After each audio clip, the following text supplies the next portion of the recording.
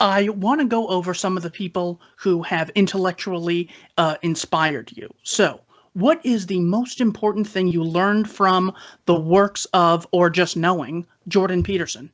Tell the truth. Tell the truth. I mean, there's just no doubt about it. Tell the truth. And if you say something that is true, you have no idea how that can affect the world. And I got to see the guy do it on a day-to-day basis. I got to travel with the leading public intellectual of the world, watch him tell the truth, and see the way that changed the world. It was remarkable. But what about the utilitarian result of I might lose my friends, my family who once loved me might now look down on me? Why should I still tell the truth? Because if you do not tell the truth in service to keeping the illusion that you have all of these people in your life who accept you because you're not being the real you, eventually that will destroy you. That will destroy you. That's not to say that when you tell the truth, that it's suddenly going to be Shangri-La and, popping open the champagne, because it's going to come with some pain. Of course it's going to come with some pain. But if anything was easy, then it wouldn't be the right, like if anything was easy, everyone would do it, right? We all know that. When something's tough, when you got to stand for your own thing and slog through the machine, then most likely you're going to get out better on the other side. I've never seen someone tell the truth and live the truth and fight for truth and regret it. Even people when bad things happen to them because of it, and bad things do happen to people who tell the truth. I don't think most people regret it. Most important thing you learned from the works of Ben Shapiro? Facts don't care about your feelings. I mean, there's a reason that line caught on with Ben, and I think it's true. Ben is a fact machine, and he's incisive and witty and quick, and he talks fast and the whole thing. But I think that the reason that phrase caught fire was because it wasn't just the alliteration. It was just that facts don't care about your feelings. That we live in a real world, and then there's you. There's your feelings about the world. And you got to figure out a way to put those things together. And way too many people think that this world, the world of their feelings, is the real world, where in fact, a fact-based world is the real world. And then how you react to it is what defines you. Most important thing you learned from the works of Thomas Sowell? Oh, know your stuff. Know your stuff. I mean, this guy is a true genius when it comes to libertarian economics. He has stood his ground. He is, the things that I talk about now, this guy was talking about 50 years ago and writing books about, and has debated, all of the brilliant people across the board every which way, and some people that are not so brilliant, say the more socialist economists, but he's debated plenty of people. But know your stuff. Sit down in a conversation ready to be armed with facts. Well, what does the welfare state do? What does high taxation do? What does high regulation do? And if you can sit down with people knowing your stuff, well, you won't be hysterical. Part of the reason the lefties generally are so hysterical is because they don't know their stuff. So they overly emote to compensate for that. Most important thing you learned from the works of Dennis Prager? Love and adore and admire Western civilization. I think that's Dennis's greatest contribution. He's written many books about it. I think I've got one of them right over there. He has shown me, and shown quite literally millions of people over the course of the last couple of decades on the radio and now with PragerU, that the American experiment, as he calls it, is the greatest human experiment we've ever done. We've done it so brilliantly for 250 years.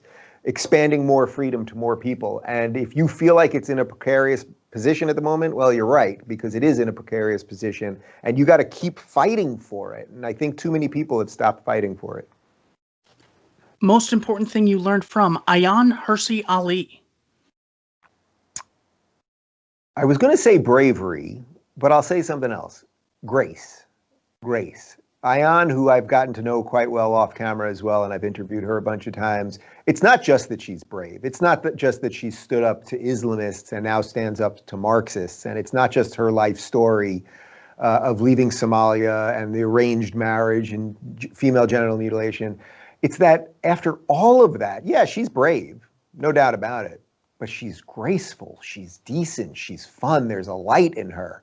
And a lot of people, I think that light would have been extinguished, but she found something that allowed her to continue doing it in a decent way. That's graceful, that's beautiful. Christina Hoff Sommers? Oh, well, that first wave feminism is way better than third wave feminism. Christina fights for a feminism that, of course, most of us would believe in, a feminism of equality, an equality of opportunity so that women should have the opportunity to do whatever they want, not an equality of equity where women should basically be forced to do things. There are fundamental differences between men and women. Women generally like people more. Men generally like things more. Thus, men and women choose different careers. Women can bear children, men cannot. There are differences, and we should embrace those differences and just fight so that each person is equal under the law, not forced into living any life that they don't want to live, which ironically is the people who are telling you they're freeing you, they're actually forcing you into servitude. It's quite incredible. Peter Thiel. Think differently. I've become very close with Peter. I hold him in the highest regard because he's a nice guy, okay, he's a brilliant tech guy, okay, but there's something else. It's that he dares to choose to think differently and to go against the grain. You know, we all think that we do that, right? Oh, I won't go with the mob. I'll think differently. I must do things. I'll be whatever, offbeat and whatever.